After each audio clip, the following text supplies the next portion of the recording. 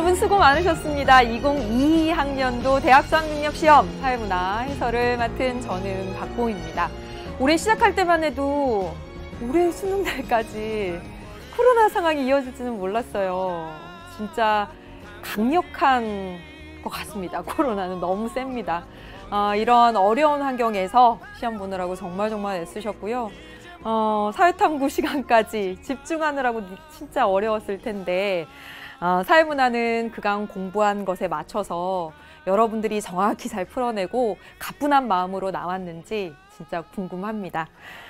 이렇게 쭉 보니까 첫 페이지 좀 괜찮았는데 들어가면서 함정선지도 있고 여러분 헷갈리게 만든 것도 있고 그렇네요. 물론 여러분들에겐 지금 휴식이 더 중요하지만 해설 한번 보시면서 다시 한번 점검하고 또 한번 이렇게 마지막으로 살펴보는 시간 가졌으면 좋겠습니다. 1번 문제부터 차근차근 풀어보도록 하겠습니다. 가시죠. 얘는 괜찮습니다. 얘는 만만해. 그치? 네. 미추진 기억에서 리을과 같은 현상의 일반적인 특징, 자연현상, 사회문화현상 특징 묻는 문제죠. 해보겠습니다. 비가 오지 않는 지역으로 유명한 아라비아 반도 남부 지역의 열대성 저기압이 상륙한 거. 인간의 의도 의지랑 무관한 거지. 그쵸? 자연현상입니다. 따라서 기억, 자연현상. 그 다음에 하루 만에 300mm가 넘는 비를 뿌렸어요. 세계 기상局는 이처럼 유례 없는 강수량이 집중되는 현상은 앞으로도 더 번질 것이라고 그렇죠. 경고했습니다. 의도를 담아서 한 거니까 사회문화현상이잖아. 그렇죠. 니은. 문제는 지구온난화로 인한 이상기후 현상을 대비할 수 있는 국가 차원의 기상 데이터와 예보 시스템을 보유. 뭔가 이런 지구온난화에 대비해서 그러한 의도를 갖고 있는 것들이잖아. 그렇죠. 그러면 사회문화현상이지? 그렇죠. 그래서 못한 나라들이 너무 많다는 것이다. 이러한 나라들은 강수 패턴과 농업이 가능한 계절의 변화. 강수 패턴이나 농업이 가능한 계절의 변화는 인간이 어떻게 할 수 없는 것들이니까 맞아요. 자연현상입니다. 이렇게 하시면 되겠습니다. 끝났지? 예. 그렇게 가혹하게 어렵게 자연현상, 사회문화현상 구분하게 출제되지는 않았어요. 이제 답 찾아보도록 하겠습니다. 기억과 같은 현상은 니은과 같은 현상에 비해 기억은 자연현상이니까 보편성이 강하게 나타나지? 틀렸어요. 니은과 같은 현상은 디귿과 같은 현상과 달리 보편성이 나타난다. 니은과 같은 현상은 디귿과 같은 현상과 달리 사회문화현상도 보편성도 나타나고 특수성도 나타나는 거지. 달리가 아니지. 그렇죠? 둘 다 보편성이 나타납니다. 보편성만 나타나는 건 자연현상이고 그 다음에 디귿과 같은 현상은 리을과 같은 현상과 달리 가치 함축적이다. 사회문화현상은 리을 자연현상에 비해과 달리 가치 함축적이다. 정답은 3번 고르시면 되겠습니다. 4번 리을과 같은 현상은 기억과 같은 현상과 달리 인과관계가 분명하다. 자연현상은 기억과 같은 현상과 달리가 아니라 둘 다 자연현상이니까 둘 다 인과관계가 분명하다라고 해야 맞는 거지. 기억 디귿과 같은 현상은 이렇게 묶을 수가 있어? 리을과 같은 현상과 이렇게 묶을 수가 없고 자연현상은 뭐가요? 필연성이. 그렇죠? 사회문화현상은 개연성이. 이렇게 해야지 맞는 거죠. 정답은 3번 하면 되겠습니다. 두 번째 문제입니다. 두 번째. 일탈이론 A, B라고 나왔습니다. 늘 나오는 거지. 낙인이론하고 차별교제이론이네.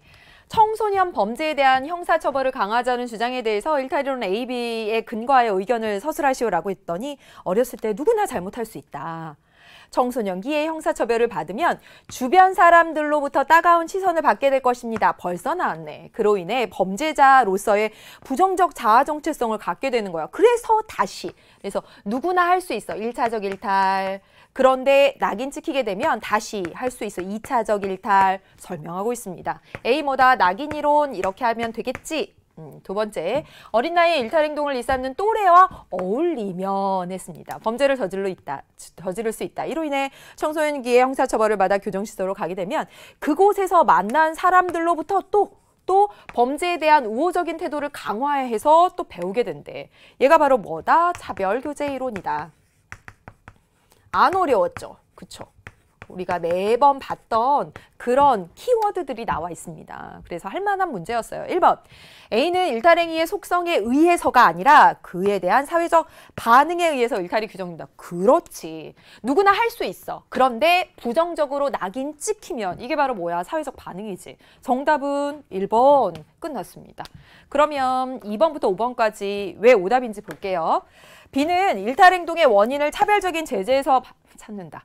정말 너무너무 많이 했던 겁니다. 이 차별 교제 이론이 차별적인 제재랑 다른 거라고 했어요. 자, 여기 있어. 누구나 잘못을 할 수 있어. 누구나 할 수 있다고. A도 하고 B도 할 수 있다고. 그런데 얘네들한테만 부정적인 낙인을 보내면 얘네들이 2차적 일탈을 하게 되는 거야. 그러니까 이게 바로 뭐예요? 차별적 제재지. 따라서 차별적 제재는 낙인 이론의 키워드입니다. 그래서 틀린 거야. 그 다음에 A는 B와 달리 타인과의 상호작용을 통해서 일탈행동이 학습된다라고 본다. 타인과의 상호작용을 통해서 일탈행동을 학습한다라고 보는 건 어디야? 여기서 어울려서 우호적인 태도를 갖게 돼. B에서는 이라고 해야지 맞는 거죠? 그 다음에 보겠습니다. 4번. B는 A와 달리 2차적 일탈의 발생 과정에 초점을 맞추고 있다. 여기 2차적 일탈. 다시 범죄를 저지르게 되는 것은 주변 사람들의 부정적인 반응. 어디에서? A에서 말하고 있습니다. 따라서 틀린 거야. 그 다음에 A는 정상적인 집단과의 교류 촉진을, B는 일탈행동에 대한 신중한 규정을 바뀐 거지? 그치? 부정적으로 낙인 찍기를 그냥 막 하지 말고 신중하게. 여기는요. 정상적인 집단과 교류해. 나쁜 애들이랑 어울려서 그렇잖아. 이렇게 얘기하고 있습니다. 바꿔서 썼어요. 정답은 1번. 그 다음에 3번입니다. 3번도 어렵지 않았습니다. 뭐야? 표는 사회문화 현상을 바라보는 평가 요소 잘 찾아봐. 뭐 있어? 관점하고 나왔습니다. 그쵸? 관점은 기능론, 갈등론, 상징적 상호작용론. 볼게요. 기득권층의, 이것도 많이 했던 내용이죠. 기득권층의 이익을 대변하는 논리로 사용된다는 비판을 받습니다. 왜? 뭐가? 현재 사회는 너무 좋아. 조화롭고 균형적이고 안정적이야. 기득권층하고 딱 맞아. 그래서 비판 받아. 기능론. 여기 예라고 했으니까 C가 기능론입니다. 그렇죠? 그 다음에 사회문화 현상을 사회 구조적인 측면에서 보면 거시적 관점인 거잖아. 두 개가 예했습니다. 하나 아니요 했어. 그럼 얘 미시적 관점, 상징적 상호작용론. 그럼 B가 뭐가 돼? 갈등론.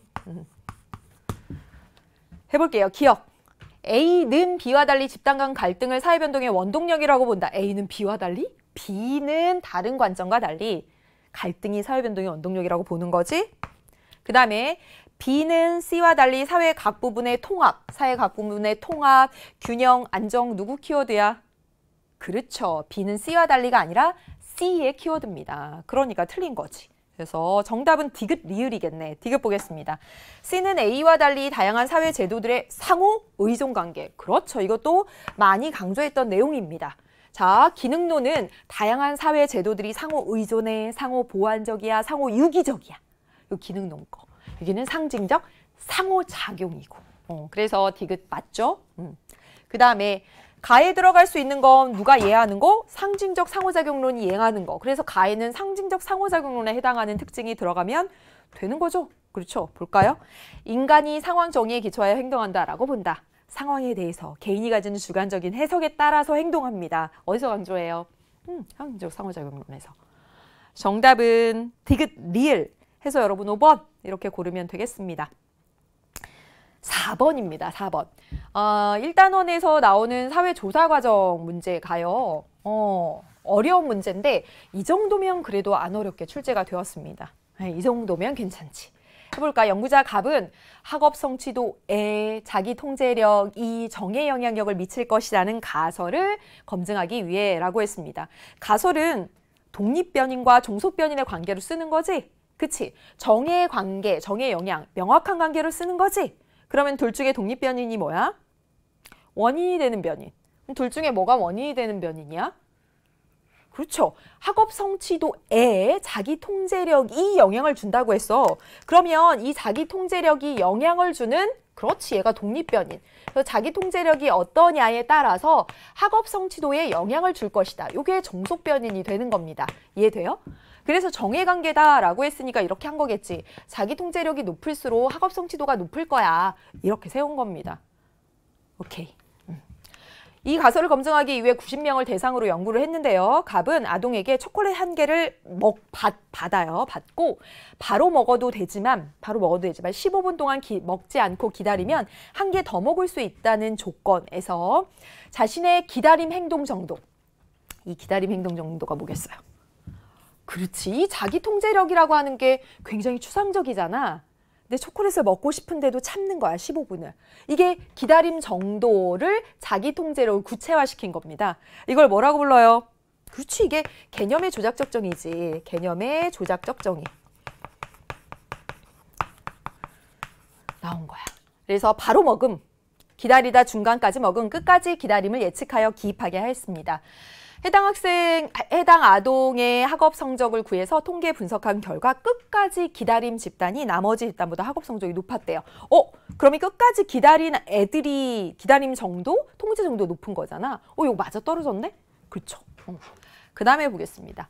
연구자들은 갑의 가설을 다시 검증하기 위해서 이번에는 아동 900명을 대상으로 해서 기다림 정도, 기다림 행동 정도와 학업 성적 구체화시켜서 나왔죠.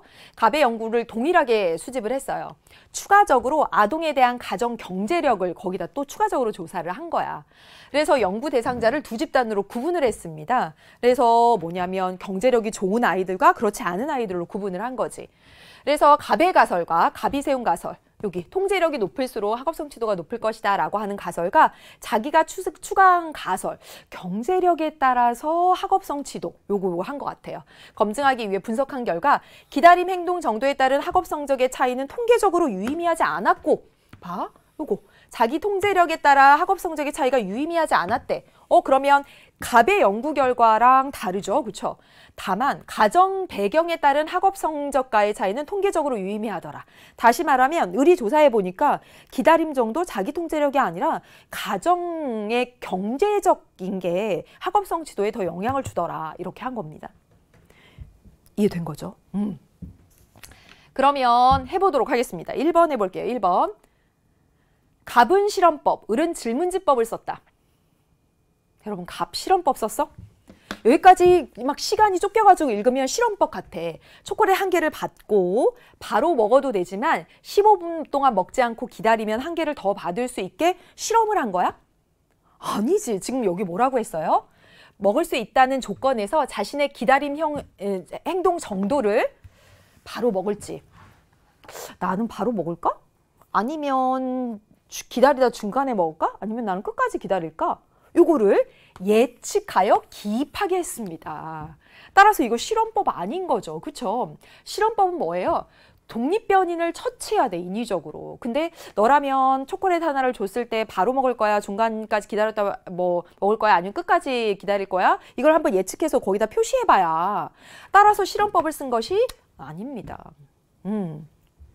을은 동일한 방법을 썼다고 했으니까 예측해서 체크하는 것이고요. 끝까지 할지 아니면 중간까지 할지 체크하는 것이고요. 가정 경제력 정도도 상인지 중인지 뭐 이렇게 소득이 얼마나 되는지 이렇게 체크하도록 했을 겁니다. 그러니까 질문지법이 적절하다고 보여지고요. 그 다음에 두 번째 보도록 하겠습니다. 이 기억 가설은 갑과 을 모두에서 수용되었어? 갑의 경우는요, 분석한 결과 끝까지 기다린 학생들이 성적이 높았다라고 했으니까 갑은 수용됐다라고 보지만 을은 뭐예요? 을의 경우를 보시면 여기 기다림 행동 정도에 따른 학업 성적의 차이는 통계적으로 유의미한 그런 결과가 안 나오더라. 900명을 데리고 하니까 안 나오더라 라고 했습니다. 따라서 모두 다 수용되었다라고 보기 어려운 거지. 그 다음에 볼게요.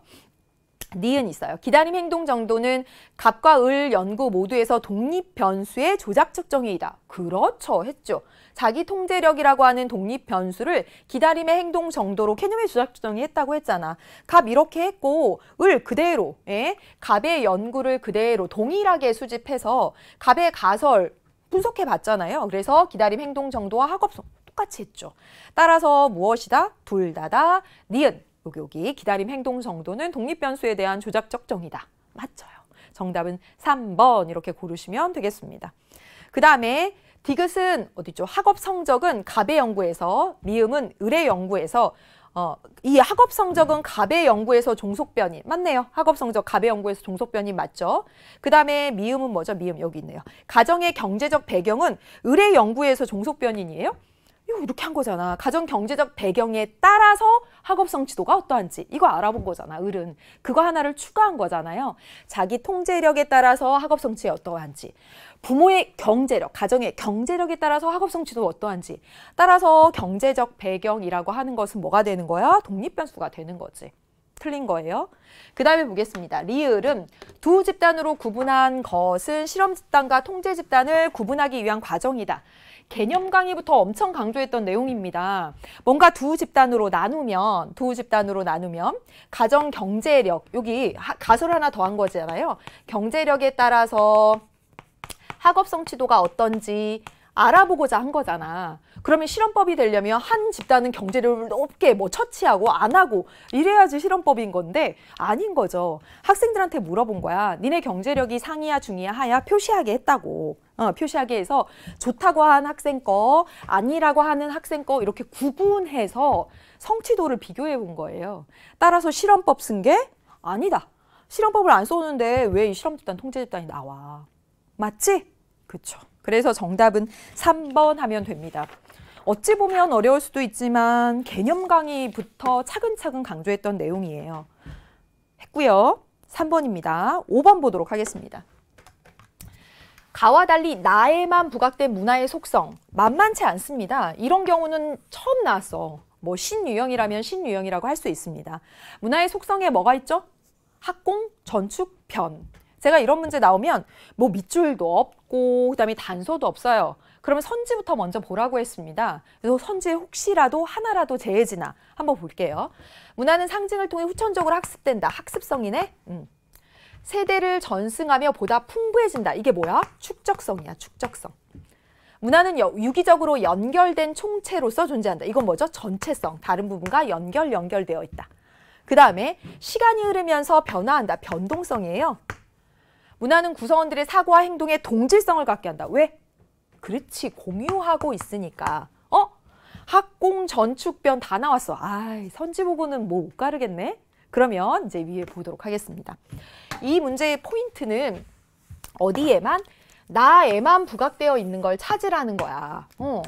그러면 가부터 한번 읽어보도록 하겠습니다. 사람의 몸과 정신이 연결되어 있다는 믿음을 가졌던 전통사회에서 그런 믿음을 가졌던 전통사회에서는 질병의 원인이 그래서 누군가의 원한이나 주술이라고 생각했기 때문에 굿으로 치료를 했대요. 그랬던 것이 질병의 원인을 과학에 근거하여 바이러스나 세균에서 찾는 오늘날에는 누구나 아픈 경우에 병원에 가서 치료하려고 한다라고 되어 있습니다. 일단 크게 보이는 것은 뭐가 보여요? 변했지, 그치? 질병을 치료하는 걸 예전엔 굿으로 치료했었는데 이제 병원에 가서 치료한다거나 뭐 더 확장시켜서 뭐 변동성이 찾아지고요. 예전 사람들은 굿으로 했어. 요즘 사람들은 병원 가서 해. 뭐 이러면 공유성이 될 수도 있고 또 이런 믿음을 가져서 뭐 이렇게 치료했어. 뭐 여러 가지를 얘기할 수 있습니다. 그러나 분명하게 나오는 건 변동성이 나와 있단 말이야. 그럼 여길 보도록 하겠습니다. 판소리는 북잔단에 맞춰 소리, 안일이, 발림 등을 섞은 전통 민속악인데 최근의 판소리는요. 소리꾼의 소리에 베이스, 드럼, 댄스 등을 더해서 남녀노소 누구나 즐길 수 있는 퓨전 음악으로 재탄생했대. 제가 요즘 풍류대장이라고 하는 거 저 열심히 보고 있거든요. 정말 너무 멋있어요. 판소리에 베이스, 드럼 막 같이 하면서 정말 그렇게 되어 있습니다. 판소리의 이야기가 갖는 서사성은 유지하면서도 중독성이 강한 리듬과 흥겨운 춤이 더해져서 랩의 경계를 넘나드는 새로운 장르로 발전하고 있다라고 되어 있습니다. 새로운 장르로 발전하고 있다 이렇게 되어 있습니다. 자, 여기서 뭐가 이 가에서와 달리 나에서만 부각되는 속성이라고 했습니다. 뭘까? 그게 힌트야. 가에서는 글의 변동성 찾아졌고요. 그 밖에 공유성도 얘기할 수 있는 거 아니야? 전체성도 얘기할 수 있는 거 아니야? 그러나 가에서 여러분 축적성을 찾지 못했습니다. 그러나 나에서는 명확히 축적성이 나타나요. 축적성이 뭐야? 세대 간 전승하면서 덧붙여져서 풍부해지고 발전하는 거잖아. 바로 여기에요. 예전의 판소리는 이랬었어. 그런데 오늘날 판소리는 퓨전과 새로운 장르야. 변동성도 물론 읽을 수 있습니다. 그러나 여기와 달리 여기에서만 나타나는 거 봐봐. 옛날의 판소리는 북잔단에 맞추어 막 이거야. 그런데 여기에 소리꾼의 소리에 베이스, 드럼 이걸 더했어. 그리고요. 흥겨운 춤이 더해지고 더해져서 새로운 장르로 발전, 풍부해졌다. 그러니까 여기만 나타나는 건 축적성이란 말이야. 가와 달리 나에만 나타난 것. 그래서 딱 축적성 이렇게 찾을 수 있어야 됩니다. 여기에 뭐가 나타나고 여기에 뭐가 나타났고 다 구체적으로 읽기는 어려울 수 있어. 그러나 여기에만 나타난 건 분명히 축적성이라고 읽을 수 있다고. 그러면 정답 몇 번이에요? 그렇죠. 이거 2번입니다. 세대를 전승하여 더욱 더해지고 더해져서 발전했다. 그대로 나왔잖아. 정답은 2번 이렇게 하시면 되겠습니다. 6번 갈게요. 6번. 네. 6번. 밑줄 친 기억에서 비읍에 대한 설명으로 옳은 것은 했고요. 늘 나오는 패턴이죠. 그렇죠. 급진적 이상주의자였던 아버지의 영향으로 사회개혁에 관심이 컸던 갑은 경제적 이유로 소설가의 꿈을 벗고 회사원이 되었습니다. 납품업체가 제공하는 금품과 향을 매번 거절한 그는 혼자만 깨끗한 척 한다면서 빈정대는 동료와 갈등도 빚었어요. 그는 고민 끝에 회사 그만두고 소설가로 등단을 했죠. 하지만 순수문학의 힘의 한계를 느껴서 영화계로 입문을 했고 시나리오, 작가, 조연출을 거쳐서 늦은 나이에 영화감독이 되었는데 이러한 소재가 된 도시와 분단의 아픔 이런 작품들을 해서 평단의 호평과 이런 영화계의 거장으로서 존경을 받고 있답니다. 해볼게요. 1번 보도록 하겠습니다. 1번. 기억은 이상주의자라고 되어 있습니다. 갑의 아버지가 획득한 성취지이다 라고 되어 있어요. 여러분 이상주의자라고 하는 게 한 사회 속에서 노력과 능력을 통해서 달성하는 지위야? 아니잖아. 그렇죠. 관념주의자, 이상주의자 이런 것들이 한 사회에서 노력과 능력을 통해 달성하는 지위라고 보기 어렵습니다. 틀린 거죠. 두 번째, 니은 뭐예요? 금품과 향을 매번 거절했어요. 갑은.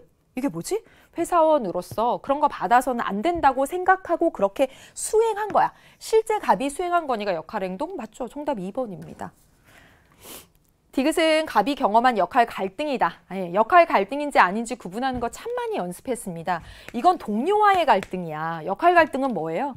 내가 사회 속에서 여러 가지 지위 또는 하나의 지위에 여러 역할들이 부딪히는 거란 말이야. 이건 다른 사람과 갈등이야. 따라서 역할 갈등이 아닌 거지. 그 다음에 리을은 소설가로 등단한 것은 미음이 되기 위해 시나리오 작가가 되기 위해서 미리 여러분 시나리오 작가가 되기 위해서는 소설가로 먼저 등단해야 돼? 그런 순서 있어? 아닌 거죠. 그쵸. 틀렸고요. 비읍은 분단의 아픔, 도시와 산업화의 그늘 이런 작품들을 이 사람이 만든 건데 이건 영화감독으로서 갑의 역할 행동에 따른 보상? 보상은 뭐야? 보상은 평단의 호평, 존경 이런 것들이 보상이지. 그렇죠? 정답은 2번 하시면 되겠습니다. 7번 문제예요. 7번 문제 총평에서도 얘기했지만 성불평등과 관련된 표문제 6월도 그랬고 9월도 그랬고 나올 것이다 라고 나오는 유형을 보여줬고요. 그 형태로 출제가 되었습니다. 이 정도면 증가율, 감소율 구하는 것이니까 그렇게 어려운 편은 아니었어요. 자, 보겠습니다. 그림은 갑국의 정보 분야의 남성과 여성의 임금 지수를 비교한 것이에요. 정보 분야의 남성의 임금 지수는 예를 들어 여기 이제 남성을 볼게요. 정보 분야 남성의 평균 임금과 여성의 평균 임금을 합한 값을 100으로 해서 남성의 평균 임금을 나타낸 것이다. 다시 말하면 여기 봐봐. T년에 이 남성의 평균 임금과 여성의 평균 임금을 합해서 정보 분야 남성의 평균 임금이 65, 여성이 35 이렇다는 얘기가 됩니다. 봐봐. 합한값을 100으로 해서. 그래서 합한값을 100으로 해서 남성이 평균 임금 60, 여성이 40. 100으로 해서 남성이 55, 여성이 45 이렇게 된다. 이렇게 읽으시면 되는 겁니다. 그럼 볼게요. 기억 보도록 하겠습니다. T년, T 플러스 10년, T 플러스 20년 모두 정보 분야에서 남성의 평균 임금이 그렇죠. 예. 보면 합해서 100이라고 했을 때 65, 35니까 남성이 항상 여성보다 많잖아. 그렇죠? 그래서 기억 맞고요. 두 번째 보겠습니다. T년 대비 T 플러스 10년에 T년 대비 T 플러스 10년입니다. T 플러스 10년에 정보 분야 남성의 임금 지수와 정보 분야 여성 임금 지수 간의 격차는 10% 감소하였다라고 했는데요. 격차는 뭐야? 그렇지, 차이지. 여기 격차가 얼마였어요? 30이었습니다. 그런데 격차가 얼마가 된 거야? 20이야. 그러면 10% 감소하였다가 맞아? 30에서 20으로 감소한 거야. 30에서 원래 격차가 30만큼 났는데요. 거기서 20으로 10만큼 감소했어요. 곱하기 100 이래야지만 감소율입니다. 따라서 10% 감소하였다. 틀린 거지. 그냥 여기서 여기 빼가지고 10% 감소하였다 하면 안 되지. 원래 30이었는데 격차가 20으로 10만큼 줄어든 거잖아. 이렇게 계산해야 됩니다. 그래서 니은 틀렸어요. 그 다음에 디귿 보도록 하겠습니다. 정보 분야 여성의 임금 지수의 경우, T년 대비 T 플러스 10년, 여성 여기 있어요. 여성. 그 다음에 T 플러스 10년 대비 T 플러스 20년의 증가율이라고 했습니다. 우리 증가율, 감소율, 격차와 관련해서 제가 표 분석 강의에서도 했던 내용입니다. 증가율, 감소율 생각하면 여기 보세요. 35에서 40으로 5만큼, 40에서 40으로 5만큼이야. 그렇게 말하면 안 되는 거지? 앞에 니은 선지랑 마찬가지인 거잖아. 증가율입니다. 따라서 T년에서 T 플러스 10년은 원래 35였는데요. 40으로 5만큼 증가했어요. 곱하기 100. 그 다음에 T 플러스 10년에서 T 플러스 20년은 원래 얼마? 40이었는데요. 45로 5만큼 증가했어요. 이래야 됩니다. 그래서 35분의 5 곱하기 100, 그 다음에 40분의 5 곱하기 100 이렇게 해야 돼요. 분모가 여기가 더 작으니까 T년 대비 T 플러스 10년의 증가율이 더 큰 거죠? 맞습니다. 그래서 디귿 맞는 얘기가 되고요. 계산 안 해도 나오잖아. 그 다음에 보겠습니다. 리을 보도록 하겠습니다. T년 대비 T 플러스 20년, T년 대비 T 플러스 20년 이렇게 있어요. 남성의 임금지수 감소율하고 그 다음에 정보 분야에서 여성의 임금지수 증가율의 크기는 동일하다라고 했습니다. 이것도 여러분 65에서 55로 남성이 10만큼, 35에서 45로 10만큼 똑같다 이러면 안 되는 거지. 선지, 니은, 디귿, 리을 선지 모두 다 같은 선지입니다. 자, 해봐. 남자가 원래 얼마였는데? 65였는데 55로 10만큼 줄어들었어요. 곱하기 100 이겁니다. 이게 감소율이고요. 여자가 원래 얼마였는데? 35였는데 45로 10만큼 증가했어요. 곱하기 100입니다.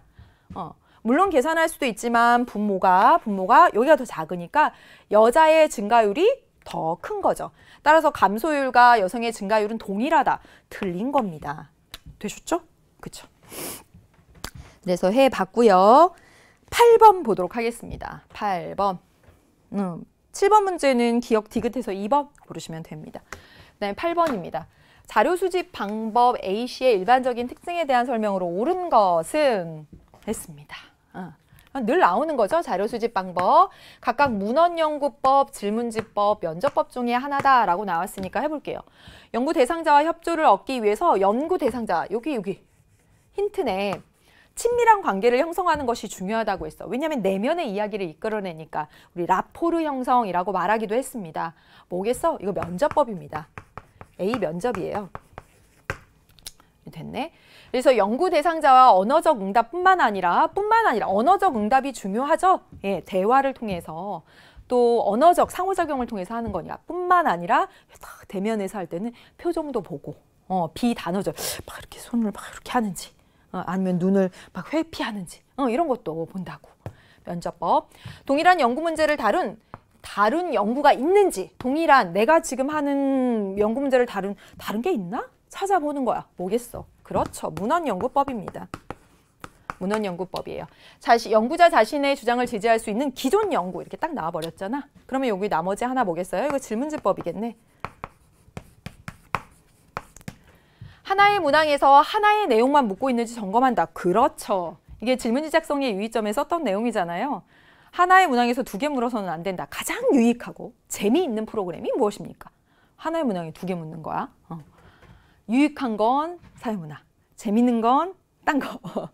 아니야, 이거 2개 다 재밌고 유익한가? 수집한 양적 자료 중에서 무응답이나 불성실한 응답이 있는지. 이거 제 문제죠. 질문지법의 문제점이 불성실한 응답, 낮은 회수율이었잖아요. 그래서 다 했습니다. 이제 1번 보도록 하겠습니다. A는 B에 비해 자료 수집 과정에서 시공간적 제약이 적다. 둘 중에서 시공간적 제약이 적은 건? 그렇지, 문헌연구법이지. 문헌으로 연구하면 북한도 연구할 수 있고 조선시대도 연구할 수 있습니다. 틀렸고요. B는 C와 달리 연구 대상자의 언어적 상호작용이 필수적이다. 언어적 상호작용이 필수적인 거 정말 많이 했습니다. 뭐예요? 질문지법과 면접법이지? 보통은 이렇게 대화를 통해서, 이거는요, 문자 언어나 음성 언어를 통해서 하게 되죠. 얘네 둘이 언어적 상호작용이 필수적입니다. 틀렸죠. 3번 보겠습니다. C는 A에 비해서 연구자의 주관적 가치가 개입될 가능성이 그렇죠. 낮죠. 왜? 양적 자료 수집 방법이니까. 사전에 딱 정해진 질문지에 딱 정해진 응답이 있으니까. 그렇죠. 정답은 여러분 3번 고르시면 됩니다. A는 B, C와 달리 수집된 자료의 통계 처리가 가능하다라고 했는데 A, 면접법은요. 면접법으로 수집한 자료는 질적 자료입니다. 그렇죠? 양적 자료가 통계 처리 이런 것들이 가능하지. 그 다음에 C는 A, B에 비해 대규모 집단을 대상으로 자료를 수집하기에 적절하지. 그렇죠? 그래서 질문지법을 통해서 1000명을 대상으로 이렇게 할 수도 있고. 정답은 3번 하면 돼요. 그 다음에 9번 보도록 하겠습니다. 9번 진짜 정말 똑같다라고 해도 지나치지 않습니다. 기출문제들하고 완전 똑같죠. 빈곤 유형 A, B라고 나왔으니까 여기 보다시피 절대 빈곤하고 상대 빈곤입니다. 구분도 어렵지 않았어요. A는 인간으로서 신체적인 능률을 유지하기 위해 필요한 최소한의 필수품을 획득하기에 소득이 불충분한 상태, 인간으로서의 최소한의 삶을 사는데 부족한 상태, 이걸 뭐라고 해요? 절대적 빈곤입니다. 맞죠? 그러나 이것은 사회 구성원 다수가 누리는 인간으로서의 욕구를 고려하지 못하는 한계가 있다. 그래서 사회 구성원의 전반적인 생활 수준을 고려해서, 그래서 우리나라의 경우는 중위소득을 기준으로 해서 50% 상대적 빈곤이죠. 1번 A는 B와 달리 상대적 박탈감을 유발한다. 절대적 빈곤일 때만 박탈감을 유발할까? 상대적 빈곤일 때도 박탈감이 생길 수 있겠지. 쟤는 사회 전반적인 생활 수준은 저러한데 나는 이러네? 밥은 먹고 기본적인 생활을 해도 쟤는 저런데 나는 이러네? 박탈감 느낄 수 있습니다. 따라서 틀렸어요. B는 A와 달리 중위소득이 높은 국가에선 나타나지 않는다라고. 맞아요? 아니지. 중위소득을 기준으로 해서 중위소득이 300만 원이든 400만 원이든 500만 원이든 간에 중위소득의 일정 비율에 해당하는 상대 빈곤이 있습니다. 그 다음에 상대 빈곤과 절대 빈곤을 더하면 전체 빈곤율이 된다. 이것도 기출에 그대로 나왔던 선지지요? 왜 이게 안 돼? 상대 빈곤이면서 동시에 절대 빈곤인 가구가 있거든. 그러니까 그냥 절대 빈곤 10%, 상대 빈곤 12% 두 개 더해서 22% 이러면 안 된다고요.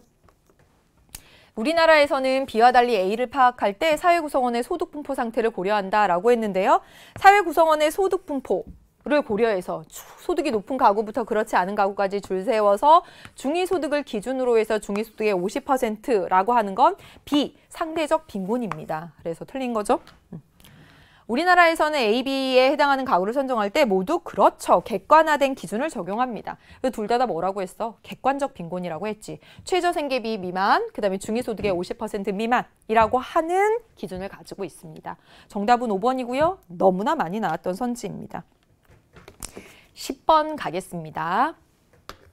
하위문화의 사례 가 나에 대한 설명으로 옳은 것은 했습니다. 한국의 아이돌 가수의 열강에서 K-팝을 즐기던 갑국의 많은 청소년, 이 청소년 세대 문화네. K-팝을 즐기는 청소년 세대 문화야. 그런데 세대 문화가 나타나네요. 하위 문화 중에서도 세대 문화네요. 한국 문화를 일상에서도 즐기고 있다는 거야. K-팝만 즐기는 것이 아니라 한국어를 사용하여 한국 드라마도 보고요. 한국 음식을 직접 요리하는 등 한국 문화를 자신들만의 문화 코드로 공유하면서 남들과 구별되는 삶을 추구하고 있다라고 되어 있습니다. 그러니까 K-팝만 하던 것에서 이제 멈추지, 거기서 끝나지 않고 음식도 만들어 먹고 언어도 배우고 막 이랬다는 거죠. 그 청소년 세대들이. 자본주의 소비 문화에 저항하면서 생태 거주지를 만들어 사는 이들이 있습니다. 현재 우리가 자본주의 사회 속에 살고 있잖아. 그런데 이게 저항하는 거야. 그들은 친환경적으로 농작물을 길러서 자족 생활을 하며 폐기물을 양산하는 공산품을 소비하지 않고 쓰레기를 만들지 않는 삶을 실천하려고 합니다. 이러한 삶의 방식은 현대인의 소비 문화에 성찰적 질문을 던져주고 있대. 이런 사람들, 그들끼리 누리는 문화니까 이것도 하나의 하위 문화라고 볼 수가 있는 거지. 1번. 가에서는 하위 문화가 주류 문화, 전체 문화로 바뀌고 있는 양상을 보여주고 있다. 이거 함정선지죠? 왜요? 자, 이 청소년들이 한국 문화를 일상에서도 즐긴다라고 하니까 뭔가 이거 보고 이 청소년들이 누리던 걸 일상이 다 누리나? 그게 아니지. 그치? 청소년 문화, 이 세대 문화인데 이 세대들이 K-팝만 하다가 K-팝만 즐기다가 음식도 누리고 우리나라 음식도 하고 언어도 드라마도 보고 그러더라. 이 세대들이 그들만의 문화 코드 이렇게 말하고 있습니다. 따라서 그들이 문화를 누리는 그들만의 문화를 보여주고 있는 거야. 그게 K-팝에서 이렇게 넓어졌다는 거지 그걸 갑북 전체가 누린다 이렇게 나와 있는 건 아니잖아. 그러니까 1번 틀린 겁니다. 혹시 함정에 빠졌어요? 그 다음에 나에서는 세대 문화와 지역 문화 양상이 함께 나타난다. 라고 볼 수 없지. 그쵸? 뭔가 현대 자본주의 소비 문화에 저항하는 사람들의 문화인 것이지. 네, 틀렸고요. 그 다음에 가에서는 나와 달리 하위 문화가 문화 다양성에 기여하는 양상을 나타낸다 라고 했는데요. 둘 다 뭐야? 하위 문화야. 둘 다 하위 문화면요. 하위 문화는 그들끼리 누르면서 전체 문화에 다양성을 줍니다. 둘 다 다양성을 가져와. 틀렸고요. 그 다음에 나에서는 가와 달리 해당 문화를 향유하는 구성원들이 기존 질서나 가치를 거부하는 그렇죠. 현재 우리가 살고 있는 주류 문화가 자본주의 소비 문화거든. 여기에 저항한다라고 했으니까 기존 질서에 거부하는 그런 양상이 나타나 있는 거죠.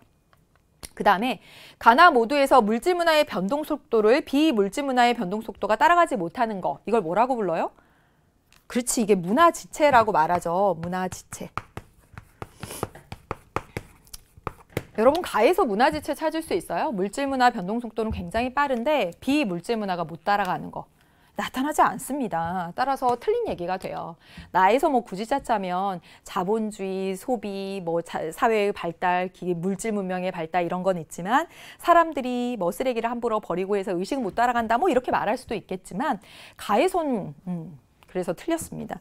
따라서 정답은 4번 이렇게 하시면 되겠죠. 그 다음에 보겠습니다. 11번 가보도록 할게요. 다음 자료에 대한 옳은 설명만을 보기에서 고른 것은 했고 산업사회, 정보사회 비교하는 거 나왔네. 어려운 문제 아니죠? 개인들이 A에 비해 B에서 취향의 자유를 더 많이 누린다. 여러분 B가 뭐예요? 정보사회지. 왜? 정보사회는 개성, 다양성, 창의성 존중한다고 했으니까 바로 나옵니다. 정보사회의 개인들은 자신의 독특한 욕구를 산업사회에 비해서 훨씬 더 개성, 다양성, 창의성 강조한다. 따라서 A가 뭐다? 산업사회고요. 그리고 B가 뭐가 돼요? 정보사회입니다. 정보사회예요. 그러면 가나에 들어가는 건 모두 뭐가 되지? 정보사회에서 보다 더 크게 나타나는 게 가나에 들어가면 되겠네. 1번 A는 산업사회는 정보사회에 비해서 물리적 거리가 사회적 관계 형성을 제약하는 정도가 그렇죠. 큽니다. 정보사회는 그렇지 않지. 온라인 콘서트를 막 해요. BTS가. 그래서 여기에 있건 미국에 있건 브라질에 있건 물리적 거리가 제약하지 않습니다. 다 같이 그 콘서트를 누릴 수 있어. 그래서 정보사회에 비해서 산업사회는 제약의 정도가 더 크고 정보사회가 될수록 제약의 정도가 낮아져요. 맞습니다. 두 번째, B는 A에 비해서 쌍방향 매체의 정보 전달 비중이 높죠. 그렇죠. B가 뭔데? 정보사회, SNS, 인터넷, 쌍방향 정보 전달 매체잖아. 들렸고요. 가에 들어갈 수 있는 건 두 개 다 가나는 다 뭐? 정보사에서 높게 나타나는 거. 의사결정에 그렇지. 분권화. 정보사에선 분권화. 산업사에서는요. 관료제. 쫙 의사결정에 집중돼 있잖아. 맞고. 나에선 비대면. 그렇죠. 정보사에선 비대면 접촉. 해서 우리 수업도 비대면 수업도 하고 그랬지. 그래서 맞네. 디귿 맞고요. 그 다음에 가에 들어갈 수 있는 거 정보 생산자와 정보 소비자 간의 구분의 명확? 아니죠. 정보 사회에서는 누구나 정보 생산자가 될 수 있습니다. 너튜브가 그런 환경이잖아. 명확성 정도 아니고요. 나에 들어갈 수 있는 거 가정과 일터의 분리 정도? 정보 사회로 오면 가정과 일터의 통합 정도가 높죠. 그래서 재택근무하고 그렇죠. 그래서 틀렸습니다. 정답은 기억 디귿해서 2번 이렇게 골라주시면 되겠습니다. 다음 12번 문제를 보도록 하겠습니다. 이것도 어렵지 않죠. 개인과 사회의 관계를 바라보는 필자의 관점에 대한 설명이라고 되어 있습니다. 개인과 사회의 관계. 개인 강조하는지 사회 강조하는지만 찾으면 되는 거지. 분업의 원인이 경제적 효용을 추구하는 인간의 선택이라고 주장하는 이들이 있다. 분업이라고 하는 게 인간의 선택 때문이다라고 주장하는 사람들이 있대. 만약에 분업이라고 하는 현상이 인간이 선택해서 했어. 그러면 개인 강조하는 거 아닐까요? 그렇죠. 그런데 여기서부터 봐봐. 그러나 분업이라는 제도를 통해 얻게 되는 개인의 효용이라고 하는 건 제도가 형성된 다음에야 비로소 존재하므로 제도 형성의 원인이 될 수 없다라고 되어 있습니다. 그러니까 뭐가 먼저래. 제도가 먼저 만들어지고 제도에 따른 이익으로서 개인의 효용이 나타난 거래잖아. 봐, 여기 개인이 아니라 사회 제도, 사회를 강조하는 입장이라고 볼 수가 있습니다. 여기까지만 읽어도 나오지. 그래서 분업은 인구 규모와 인구 밀도의 증대에서 기인하고요. 인구 증가와 집중으로 인해서 경쟁이 격화되게 되면 개인은 생존의 위험을 받게 되잖아요. 분업은 사회 구성원 간 상호 의존성을 강화해 개인에게 강해지는 생존 압력을 평화적으로 해결하여 무질서와 사회 해체를 방지하는 사회 진화의 산물이다. 그래서 인구 밀도가 높아지고 인구 규모가 커짐에 따라서 그러한 사회 제도가 나타나게 된 것이고 그에 따라 개인의 효율성이 발생한 거래. 사회 제도가 먼저래잖아. 사회 강조한 거. 이 정도면 사회 강조하는지 개인 강조하는지 찾는 것 중에서 사실은 이 문제가 그렇게 어렵진 않은데 그나마 그래도 조금 생각할 그래도 금방 찾았죠? 여기에서. 그러면 사회 강조하고 있는 입장입니다. 사회 강조하는 사회 실제론. 물론 사회 실제론이라고 꼭 안 써놓고 해도 돼. 사회는 개인의 외제하며 외부에 존재하면서 독자적으로 그렇지 사회 강조하는 거죠. 두 번째 보겠습니다. 사회의 구성력이 개인의 자유의지보다 그렇지 제도, 사회 우위에 있다라고 했으니까 기억, 니은 맞는 얘기가 되겠죠. 그 다음에 사회는 개인의 이익을 실현해주는 수단에 불과해. 개인 강조하고 있는 입장이니까 아닌 거지. 그 다음에 사회는 개인의 행위, 죄악과 그에 따른 결과를 통해서만 발전할 수 있다. 사회가 개인이 어떻게 하느냐에 따라서래. 이건 개인 강조하는 거니까 아니지. 정답은 1번 이렇게 고르시면 됩니다. 13번 문제예요. 이것도 어렵지 않죠? 사회의 변동 이론, 매번 나오는 마지막 단원에서 진화론과 순환론입니다. 문명은 인간처럼 생애 주기가 있어서 끝났지. 그쵸? 키워드. 발생과 성장 단계를 거쳐서 쇠락하고 몰락한다. 발전하기도 하고 쇠퇴하기도 해. 이게 바로 뭐가 돼? 이게 순환론이잖아. 순환론. 두 번째, 사회는 항상 이것도 키워드입니다. 분화되지 않는 상태에서 분화된 상태로, 단순한 상태에서 복잡한 상태로. 이게 바로 뭐야? 발전. 발전. 그래서 이게 뭐다? 진화론이라고 되어 있습니다. 키워드가 그냥 나와버렸어요. 그냥 맞출 수 있어야 되는 문제입니다. 그럼 보겠습니다. 1번. 가는 모든 사회가 같은 방향으로 변동한다라고 본다. 같은 방향으로 변동한다라고 보는 건 뭐냐면 바로 이 진화론입니다. 그래서 이렇게 발전한 데 어디가 있어? 서구가 있어. 서구가 발전한 방향 그대로 가면 된다고 생각해. 그 다음에 나는 사회가 주기적으로 동일한 과정을 반복하여 변동한다라고 본다. 여기서 그렇지? 이렇게 주기적으로 동일한. 아니죠? 그렇죠? 그 다음에 3번 보겠습니다. 가는 나와 달리 사회 변동에 작용하는 인간의 자율성을 강조한다? 아니에요. 순환론은 뭐예요? 발생하고 성장하지만 언젠가 쇠퇴하고 몰락해. 사람도 태어나서 성장하지만 언젠가 늙고 병들어서 죽게 돼. 라고 해서 어차피 그렇게 되어 있어. 숙명론적이고 운명론적입니다. 그래서 인간의 자율성을 과소평가해요. 틀렸어. 그 다음에 나는 가와 달리 서구 중심적인 말했잖아. 이렇게 진화하고 발전하는데 진화하고 발전한 곳에 서구가 있다고. 맞습니다. 정답 4번이에요. 5번. 가는 단기적인 사회 변동을 설명하기 어려워. 틀렸어요. 예, 사회 변동을 설명하기가 어렵지. 왜? 어떠한 사회가 생성, 성장, 쇠퇴, 소멸한다는 걸 어떻게 알았어? 지금 와서 딱 보니까 고려과 조선이 긴 역사 속에서 흥망성쇠를 보니까 따라서 가는 장기적인 사회 변동을 보는 그런 입장이에요. 그리고 단기적인 사회 변동을 예측하기가 어렵습니다. 틀린 거지. 4번 고르면 되죠. 14번 가도록 하겠습니다. 다음 자료에 대한 설명으로 옳은 것은 그랬습니다. 문화이해의 태도 AC는 각각 문화 사대주의, 문화 상대주의, 자문화 중심주의다. 고요. 문화를 평가의 대상으로 보는가라는 질문으로 A, B는 C와 구분되고 라고 했네요. 알겠네. 자, A, B, C 한번 정해보도록 하겠습니다. A, B, C. 문화를 평가의 대상으로 보는 건 문화 사대주의랑 자문화 중심주의가 그렇지? 그럼 얘네들이 A, B가 되겠네. 문화 상대주의는 평가의 대상으로 보는 거 아니요. 얘네는 예라고 하니까 구분이 되는 거지. 그러니까 C가 뭐가 돼요? 상대주의라고 하시면 됩니다. 자문화의 정체성을 상실할 우려가 있는가? 이 중에서 자문화 정체성 상실할 우려가 있는 게 뭐가 상실할 우려가 있어요? 그렇지. 4대주의가 상실할 우려가 있죠. 그리고 얘네들은 아니지. 그치? 그러면 B, C는 A와 구분된다라고 했습니다. 상실할 우려가 있는가? 두 가지는 아니요. 상실할 우려가 있는가? 예. 뭐가?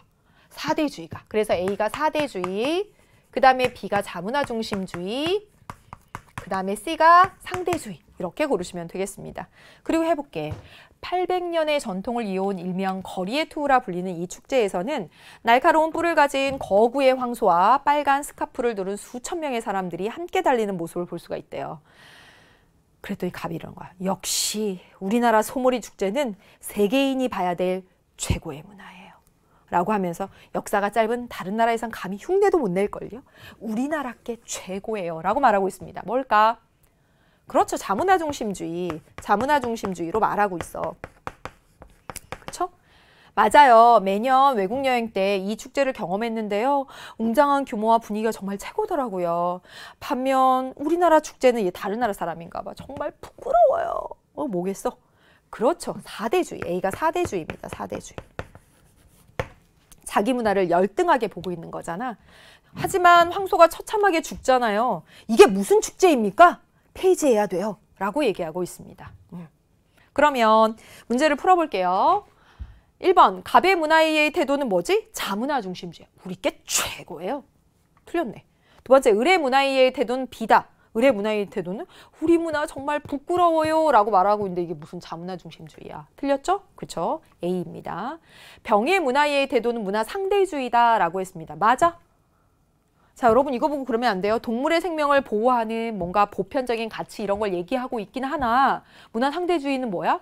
그 사회 문화를 그 사회의 입장에서 다양성, 인정. 그런데 뭐야? 저게 무슨 문화예요? 저게 무슨 축제입니까? 폐지해야 돼요. 이렇게 말하고 있습니다. 따라서 문화 상대주의라고 보기 어렵지. 그치? C, 문화 상대주의라고 보기 어렵습니다. 그 다음에 B는 해볼까? B는 자문화 중심주의예요. 다른 것과 달리 국수주의로 나아갈 수 있다는 비판을 받습니다. 정답 4번이죠? 그렇죠. 이게 자문화 중심주의가 나라, 국, 순수할 수, 우리 것만 최고고 우리 것만 제일 순수한 그 자체야. 이렇게 나갈 수 있어요. 정답은 4번. C는 해당 사회의 맥락에서 문화를 존중하는 거 맞네? 그치? 상대주의니까. A, B는 문화, 인류 보편의 가치를 기준으로 문화를 평가해? 아니지. 그렇죠. 우리나라 문화를 기준으로 자문화 중심주의. 여기 다른 나라 문화를 기준으로 평가하고 있는 거잖아요. 틀렸습니다. 정답은 4번 이렇게 하시면 됩니다. 자, 이제 15번 문제를 보도록 하겠습니다. 어렵다면 어려울 수도 있지만 그간 같은 형식으로 엄청 많이 나왔어요. 많이 나왔잖아. 이거 뭐야? 이거 볼까요? A, B, C 세 지역하고 그 다음에 전체 비율 나와 있으면서 부분의 비율 파악하는 거 했었어. 그리고요. 지난 9월이었죠? 9월에 가나 제도의 수급자와 중복 수급자 비율 나온 거. 그래서 올해 6월하고 9월 문제가 절묘하게 합쳐져서 하나의 문제로 나온 겁니다. 그래서 그만큼 올해 6월하고 9월이 중요한 거예요. 다음 자료에 대한 분석으로 옳은 것은 했고 각국의 사회보장제도는 우리나라 사회보장제도와 동일해요. 그래서 한번 판단해 보겠습니다. 소득 수준이 일정 수준 이하인 노인에게 기초연금이야.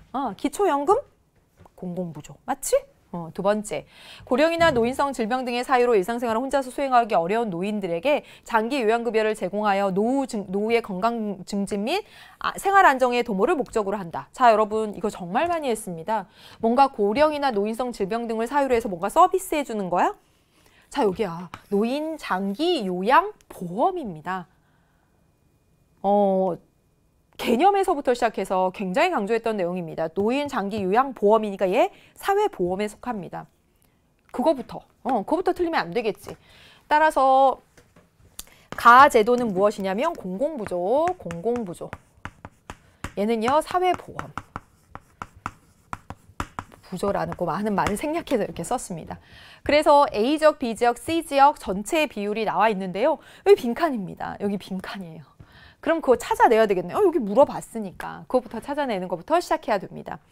네, 여기 단서가 있습니다. 갑극은 A에서 C 지역으로만 구성되고 65세 이상 인구는 B 지역이 A 지역의 3배다라고 하는 아주 중요한 단서가 있고요. 그래서 첫 번째 이 내용을 보도록 하겠습니다. A 지역의 공공부조 수급자 비율이 45%야. C 지역이 60%란 말이야. 어머, 전체랑 같네? 그러면 여러분 A 지역과 B 지역을 비교하고 전체의 비율을 비교해서 여기에 해당되는 비율을 찾아낼 수 있습니다. 우리 정말 많이 했던 방식입니다. 많이 했던 방식으로 한번 해보도록 하겠습니다. A 지역의 공공부조의 수급자 비율이 45%야. 그리고 전체가 몇 퍼센트냐면 60%입니다. 그리고 B 지역은 모르는 거야. 그래서 B 지역의 비율, 기억을 찾아내야 되는데, 자, 여기 나온 단서에서 보다시피 뭐라고 돼 있냐면 B 지역이 A 지역 인구의 3배다라고 되어 있습니다. 따라서 3대 1에 그러면 여러분 지금 여기가 3대 1로 B 지역이 더 큽니다. 그러면 평균은 B 지역의 비율값에 가깝게 되는 거죠. 그리고 우리가 했다시피 3대 1. 그러면 여기가 하나, 둘, 3개 이렇게 간격이 되는 겁니다. 그러면 여러분 여기 50, 그 다음에 55, 그 다음에 60, 그리고 여기가 얼마가 돼? 65 이렇게 찾을 수 있습니다. 그래서 정말 저희가 6월, 9월 모의평가를 통해서 연습해왔던 그 방식 그대로 출제가 됐고요. 하나 더 다른 방식으로도 할 수 있습니다. 어떻게 할 수가 있냐면 A 지역의 공공부조의 수급자 비율이 45%잖아. 그 다음에 B 지역의 수급자 비율은 모릅니다. 몰라요. 그리고 전체의 비율이 얼마다라고 했냐면 60%다라고 했습니다. 지금 나온 식대로 이건 정말 좀 산수식인데 이렇게 하면 더 바람직하죠. A가 100명이라고 한다면 B 지역에 300명, 그러면 전체는 얼마겠어요? 400명입니다. 그쵸? 그러면 400명의 60%, 64, 240명이 공공부조의 수급을 받는 사람들인 거야. 그리고 100명의 45%, 그러면 45명입니다. 그럼 여기는 몇 명이 되어야 할까 계산을 해보면 얼마가 나오냐면 195명입니다. 그러면 300명의 몇 퍼센트여야 195명 나올까요? 65% 이렇게 나옵니다. 뭐 이렇게 산수처럼 하는 방식도 있고 우리 이렇게 하는 방식 많이 했습니다. 암튼 그래서 찾아냈어요. 기억 어떻게 찾아냈다? 65%다. 이렇게 찾아냈습니다. 그럼 이제 하나 더 있지. 여기 찾아내야 된단 말이야. 여기 찾아내려면 어떻게 해야 될까요?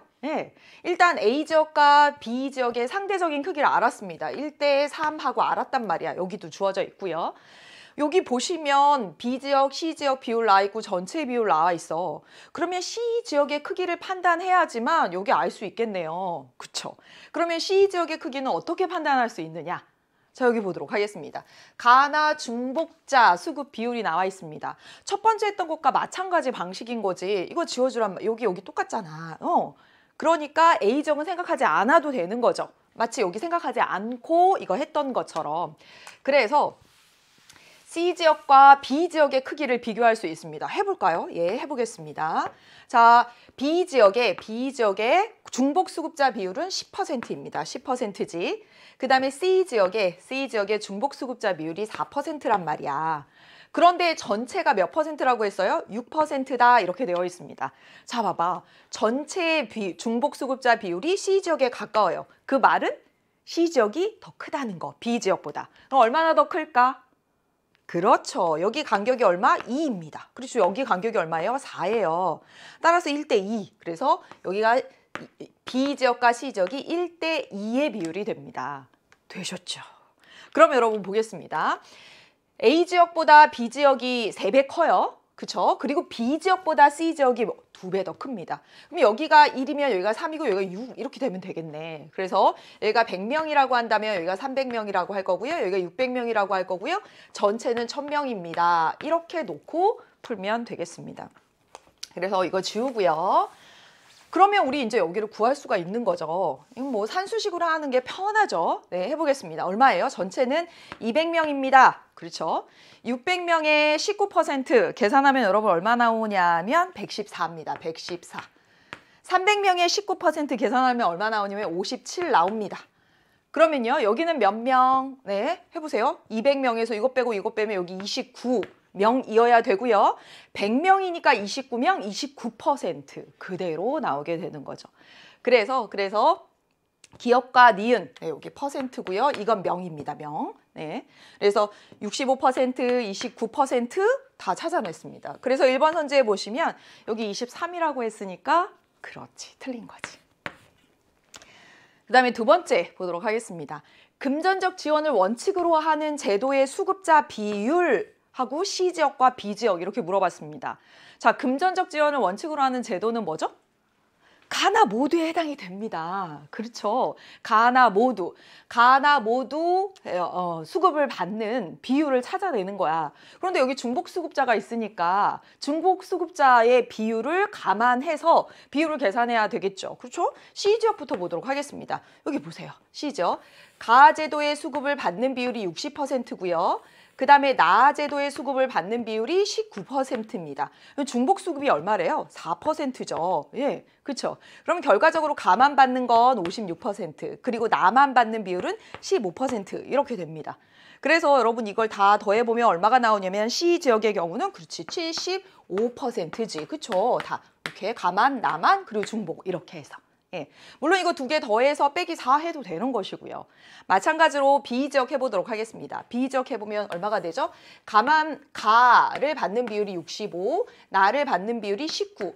그러면 중복해서 받는 게 10이니까 가만 받는 거 55, 나만 받는 거 9 이렇게 됩니다. 그래서 다 더해보면 얼마가 나오냐면 74% 하고 나오게 됩니다. 그래서 따라서 C지역이 B지역보다 높다. 맞습니다. 그래서 정답은 2번 이렇게 고르시면 되겠습니다. 다음 선지부터는 그냥 위에 다 해놨으니까 진위 여부만 딱 따져보면 되죠. 해보겠습니다. 강제 가입의 원칙이 적용되는 제도의 수급자 수는 B지역이 A지역의 3배이다 라고 했고요. 수를 물어봤습니다. 그러면 강제 가입의 원칙이 적용되는 거 나잖아. 나의 수급자 수 여기 57이고요. 여기는 29%, 100명이 29명입니다. 3배 아니죠? 그렇죠. 틀렸습니다. 그 다음에 사전 예방적 성격이 강한 제도 뭐지? 그렇지. 사회보험입니다. 사회보험, 나의 A지역의 수급자 수, 나의 A지역의 수급자 수 29입니다. 그리고 사후 처방적 성격이 강한 제도. 가지? 그치. 가의 C지역의 수급자 수 얼마예요? C지역의 수급자 수. 600에 60, 600에 60%니까 360. 여기가 더 많아? 틀렸죠. 그쵸. 틀렸습니다. 마지막 선지 보도록 하겠습니다. 선별적 복지의 성격이 강한 제도의 수급자 비율은 선별적 복지의 성격이 강한 건 가입니다. 가의 수급자 비율은 어디가 제일 높아요? 65%로 B지역이 가장 높다. 맞네요. 예, 이거 맞습니다. 보편적 복지의 성격이 강한 제도, 보편적 복지의 성격이 강한 제도는 어디죠? 그쵸. 사회보험 나입니다. 나 제도의 수급자 비율은 어디가 제일 높습니까? 여기 19%, 19%. 여기가 29명, 29%. 그렇죠. 그래서 A지역이 가장 높다라고 해야지 맞습니다. 그래서 정답은 2번 이렇게 고르시면 되겠습니다. 이번 문제는 이번 6월과 9월에 출제됐던 문제가 복합되어서 나온 거예요. 네. 그 다음에 16번 문제 보면서 너무나 반가웠습니다. 6월에 문제를 보여주더니 그대로 냈어요. 예. 사회 계층 구조 안 나오면 작년에 안 나왔는데 올해 안 나오면 좀 서운할 뻔했는데 6월에 보여주고 비슷한 유형으로 출제가 됐고요. 기본표 분석하는 형식으로 출제가 되었습니다. 보겠습니다. 자, 부모 세대와 자녀 세대야. 자, 여기 대각선이 여러분 뭐였어요? 대각선이 계층이 고정되고 대물림되는 거야. 여기가 계층 고정, 계층 대물림입니다. 자, 이 네모의 면적은 해당 계층에 속한 사람 수를 나타내고요. 네모의 면적은 동일하다라고 했으니까 하나, 둘, 셋, 넷, 다섯, 뭐 500명이건 50명이건 다섯, 5, 그냥 5라고 합시다. 계층 고정이 5예요. 그렇죠? 그러면 여기는 뭐가 되는 거죠? 이 윗부분은 봐봐. 부모는 중 한 대, 자녀는 상으로 가거나 부모가 한 대 중으로 간 거야. 그러니까 우리 많이 했듯이 여기가 상승이동입니다. 상승이동에 해당하는 칸 하나, 두 개입니다. 두 개. 그쵸? 그 다음에 이 아랫부분 보도록 하겠습니다. 아랫부분 보면 부모는 상인데 중하, 자녀. 부모는 중인데 자녀 하입니다. 그러니까 뭐가 되는 거야? 하강이동입니다. 하강이동. 그래서 보시면 하나, 둘, 세 칸에 해당이 되죠? 이렇게. 어렵지 않습니다. 그래서 이것도 해보면요. 하나, 둘, 셋, 넷, 다섯, 여섯. 그렇죠? 그래서 6 되는 것이고요. 상승, 여기는 상승이는 얼마가 되냐면 한 칸, 두 칸. 그렇지. 두 칸. 그 다음에 하강. 하강 이렇게 있고요. 하강 얼마예요? 두 칸입니다. 하강 두 칸. 이렇게 됩니다. 다 분석한 내용이고요. 6월에 보여줬던 거 그대로 출제가 되었습니다. 해볼게요. 1번부터 보도록 하겠습니다. 1번. 갑국에서는 세대 간 상승 이동이 하강 이동보다 많다. 세대 간 상승 이동이 하강 이동보다 많아요? 아니지. 그치? 틀렸고. 두 번째. 을국에서는 세대 간 이동이 계층 대물림보다 많다. 세대 간 이동 이거 두 개 합한 게 이동이지. 상승하거나 하강한 게 이동이잖아. 이동은 4. 그 다음에 계층 대물림은 6인데? 틀렸지. 그쵸? 예, 다음 보겠습니다. 3번. 부모의 경우, 부모 세대의 경우 을국의 계층 구조가 갑국에 비해 사회통합에 유리하다라고 했습니다. 이제 이번에는 상승이동, 하강이동 다 했지? 네, 지워도 되겠네요. 이거 지우겠습니다. 부모의 계층 구조래. 그럼 여러분 부모의 계층 구조 어떻게 보면 되죠? 그렇죠? 부모상 여기, 부모중, 부모하 이렇게 보면 되잖아. 부모상은 하나, 둘, 세 개. 부모중은 하나, 둘, 셋, 네 개. 부모하는 하나, 둘, 세 개. 이렇게 됐습니다. 그러니까 부모 세대, 요런 모양이네. 그쵸? 그 다음에 여기도 볼까요? 여기 상, 여기 중, 여기 하입니다. 그래서요, 하나, 두 개. 그 다음에 중은 하나, 둘, 세 개. 하는 하나, 둘, 셋, 넷, 다섯 개. 이렇게 됩니다. 그렇죠? 그럼 뭐예요? 상보단 중이 많고 중보다는 하가 많은, 요거네. 그렇지? 부모 세대야. 부모 세대의 경우 을국의 계층 구조가 요거에 비해 사회통합에 유리하다고? 아니지. 사회통합에 유리한 건 중층이 많은 경우가 됩니다. 따라서 틀린 거죠? 그렇죠. 틀렸습니다. 그 다음에 4번 보겠습니다. 이제 자녀 세대의 계층 구조라고 했어. 자녀 세대 어떻게 보면 돼? 여기 자녀상, 자녀중, 자녀하 이렇게 보면 되지. 그렇지? 자녀상은 하나, 둘, 셋, 3, 하나, 둘, 2, 하나, 둘, 셋, 넷, 다섯, 5. 이게 뭐지? 중이 가장 요런 모양 됐네요. 그렇죠? 그 다음에 여기 보겠습니다. 자녀상, 자녀중, 자녀하 이렇게 되어 있습니다. 네, 그래서 하나, 둘, 2, 하나, 둘, 셋, 3, 하나, 둘, 셋, 넷, 다섯, 5. 무슨 계층 구조야? 상보다는 중, 중보다는 하. 요거네. 맞죠? 그래서 볼까요?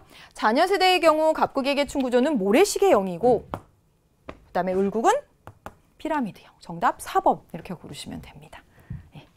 5번 선지 볼게요. 갑국에서는 개방적 계층 구조가, 을국에선 폐쇄적 계층 구조가 나타났다라고 했는데요. 자, 여기서도 상승과 하강 이동이 다 나타나고 있어. 그렇죠? 상승 하강의 수직 이동이 나타나면 개방적 계층 구조라고 말하는 거죠. 그렇죠? 네, 폐쇄적 계층 구조는 수직 이동이 불가능한 거잖아. 틀렸고요. 정답 4번 하시면 되겠습니다. 17번 가도록 하겠습니다. 17번. A에서 C국에 나타난 문화 변동에 대한 설명으로 옳은 것은 했습니다. A국은 전쟁에 필요한 군량을 보관하기 위한 위에서 조리한 음식을 뜨거운 물로 살균한 유리병에 넣은 병조림을 만들었다. A국에서 보니까 병조림을 만들었네요. 뭐가 나타난 거야? 발명이 나타난 거지? 그쵸? 발명했습니다. 전쟁 중에 비국은요. 비국은 뭐냐면 다른 나라의 여기에서 아이디어를 얻어서 철제 통조림을 만들어냈습니다. 다른 나라에서 아이디어를 얻어서 발명이 이루어졌어. 그럼 이걸 뭐라고 해? 그렇지. 자극전파가 나타났네. 나타났습니다. 한편 비국에서 유학하고 돌아온 C국의 한 발명가가요. C국입니다. C국의 한 발명가가 철제 통조림 뚜껑을 안전하게 분리하는 따개를 개발했습니다. 예, 철제 통조림 막 이게 열다가 그러니까 이걸 개발했대요. 발명한 거지? 발명가가 발명했네요. 훗날에 C국 기업이 이 통조림 뚜껑을 쉽게 열 수 있는 원터치 캔을 개발해낸 거예요. 예, 그래서 뭐 2차적 이것도 발명이 되는 거죠. 발명, 개발하고 발명입니다. 발명. A국과 B국 현지 공장에서 이 C국에서 이 원터치캔 발명한 다음에 A국과 B국의 현지 공장에서 상품을 생산해. 그래서 거기다 판매하는 거예요. C국에서 A국, B국의 공장을 설립해서 원터치캔을 판매하는 거야. 원터치캔 따개, 캔을. 예. 그래서 모두 다 이제 원터치캔을 일상적으로 사용하게 되었대. 해보도록 하겠습니다. 1번. A국에서는 직접 전파에 의한 문화 변동이 나타났다. 맞아. 그렇지. 뭐가? 원래 얘는 병조림이 있었는데 나중에 시간이 흘러서 어떻게 됐어? C국이 A국에다가 공장 지어서 원터치 캔을 만든 다음에 얘네가 썼단 말이야. C국이 공장 지어서 직접 전파가 된 거지, 원터치 캔이. 맞습니다. 정답 1번이에요. 2번. B국에선 뭐가 강제적 문화적 변이지? 안 나타났는데? 그렇죠. 그 다음에 C국에서는 간접 전파에 의한 문화 변동이 나타났다라고 했는데 매개체를 통한 간접 전파 나타나지 않았습니다. C국에서. 틀렸고요. A국에서는 B, C국과 달리 내재적 요인에 의한 문화 변동이 나타났다라고 했는데요. A국에선 B, C국과 달리 내재적 요인? 여러분 C국에서도 발명가가 발명하고 원터치캔 발명하고 그랬어요? 틀렸고요. A, B국에서는 C국과 달리 자극 전파가 나타났다. 자극 전파는 B국에서 보여지죠? 틀렸습니다. 정답은 1번 이렇게 하시면 되겠습니다. 18번 보도록 하겠습니다. 그림에서 갑, 병이 속해 있는 사회 집단 및 사회 조직에 대한 진술로 옳은 것은 했습니다. 이번 온라인 게임 대회에 참가하신 분들 모두 환영합니다. 본인 소개 부탁드려요. 라고 했더니 저는 투자 회사에서 지금 속해 있는 사회 집단들을 체크해야 돼요. 투자 회사에서 펀드 매니저로 일하고 있고요. 회사 내 게임 동아리에서 함께 활동하는 의뢰 권유로 참가하게 됐대. 온라인 게임 대회. 그럼 회사 내 게임 동아리는 이제 을도 소속되어 있고 투자 회사도 같이 소속되어 있는 거네요. 그렇죠? 네. 저는 갑과 같은 회사에 다닙니다. 이건 그러니까 공통적인 거지. 갑은 자산운용팀에 있고 저는 홍보팀에 있다는 것만 다르지. 같은 회사 또는 같은 게임 동아리, 사내 동호회. 사내 동호회니까 이게 뭐가 되죠? 비공식 조직이죠. 비공식 조직이고 얘는 뭐가 돼요? 공식 조직이죠. 그래서 갑과 을은 동일한 사회 조직들이, 사회 집단, 사회 조직이 나타나 있습니다. 근데 병이 이렇게 말하고 있어요. 저는 같은 고향 출신 모임인 향후회에서 함께 활동하는 을. 아, 그럼 을은 향후회에도 속해 있네. 활동하는 을의 제안을 받아서 이번 대회에 참가하게 되었습니다. 같은 고향 사람들끼리 모임. 이게 향후회가 되는 거죠. 그러면 1번 볼게요. 갑은 여기 갑이 나타난 건 회사랑 사내 동호회에 나와 있는 거야. 공동사회? 안 나타나 있습니다. 이거 둘 다 뭐예요? 이익사회예요. 일부러 인위적으로 만든 거거든. 의도를 갖고. 공동사회는 가족처럼. 틀렸죠. 그 다음에 을은 공식 조직과 비공식 조직 모두에 속해 있다. 그렇네요. 을이 하나, 둘, 세 개에 속해 있는데 여기 공식 조직, 이거 비공식 조직이라고 볼 수 있으니까 정답 2번 고르시면 됩니다. 3번, 병은 1차 집단과 비공식 조직에 모두 속해 있다라고 했는데요. 이 향후의 성격이 같은 고향 사람들끼리 친밀함, 이 직접 접촉 이런 데 목적이 있다면 1차 집단의 성격을 갖는다고 할 수 있어. 근데 문제는 무엇이냐면 병의 경우에 비공식 조직, 여기 사내 게임 동아리 안 들어가 있지? 틀렸습니다. 그다음에 갑은 을과 달리 자발적 결사체다라고 했는데요. 여기 회사 내 게임 동아리 비공식 조직, 이게 바로 자발적 결사체에 속하는 거잖아. 갑은 을과 달리가 아니라 갑을 모두 다 자발적 결사체에 속해 있지. 여기 사내 동호회. 네, 틀렸고요. 을은 갑, 병과 달리 2차 집단에 속해 있다라고 했는데요. 을은 갑, 병과 달리 2차 집단이라고 했는데 갑이야말로 회사, 동아리, 회사, 특히 회사의 경우는 회사, 게임 동호회 뭐 이런 데도 2차 집단의 성격을 갖지. 그렇죠? 회사는 분명히 2차 집단입니다. 틀린 거죠. 그래서 정답은 2번 이렇게 하시면 되겠습니다. 19번 보도록 하겠습니다. 다음 자료는 교사의 질문에 대한 학생 가불의 답변과 교사의 채점 결과이다 라고 되어 있어요. A는 신체 문화적 특성이 다르다는 이유로 주류 집단으로부터 불평등한 대우를 받고 자신이 차별받는 집단에 속해 있다는 집합적 정체성을 가진, 그렇지, 사회적 소수자야. 여러분, 사회적 소수자 문제가 이와 같이 출제가 된 우리 이번에 6월 모의평가에도 나왔던 것이고요. 오히려 그거보다 더 쉽게. 그래서 사회적 소수자는 해볼까? 사회적 소수자는 해당 집단의 구성원 수로 결정돼? 아니야. 소수자라고 하지만 수가 아니라 권력의 열세입니다. 따라서 아니요 라고 해야 돼. 그래서 답이 틀린 겁니다. 특정 집단이 A에 해당하는지 여부는 그렇지. 시대나 사회에 따라서 달라집니다. 우리 사회에서 이주노동자는 사회적 소수자이지만 본국으로 돌아가면 아닌 거거든. 그래서 달라지는가? 라고 하는 거 예라고 써야 됩니다. 예가 정답이 돼요. A는 주류 집단에 비해 사회적 희소자 자원을 획득하는 데 있어 불리한 처지에 있습니다. 그래서 사회적 소수자, 얘 여기 맞았네요. 그럼 여기가 틀렸습니다. 그렇죠? 그 다음에 사회적 소수자를 위한 적극적 우대 정책을 하면 그 반대편에서 역차별이다 라고 하는 비판을 받기도 하죠. 따라서 이거 맞고요. 네. 그럼 점수를 보도록 하겠습니다. 점수는 교사의 질문별로 채점을 하고요. 옳은 답변 1점, 틀린 답변 0점인데요. 2점 맞았고 여기 2점 맞았습니다. 그렇다는 말은 갑은 여기 이미 2점이 됐으니까 니은하고 디귿은 틀린 답이 되어야 되겠네. 그렇죠. 그러니까 여기는요. 얘가 정답인데 여기 아니요야. 아니요. 그 다음에요. 여기 얘가 정답인데 여기 아니요 한 거야. 맞죠? 그쵸? 그 다음에 값도 역시 몇 점? 2점 받아야 됩니다. 2점 받으려면 이거 2개 틀렸고 여기 맞았으니까 여기 맞아야 되는 거지. 그쵸? 그러면 맞는 정답 여기 얘 들어가야 되는 거죠. 따라서 기역, 니은, 디귿에 해당하는 답은 얘, 아니요, 아니요. 이렇게 골라주시면 되죠.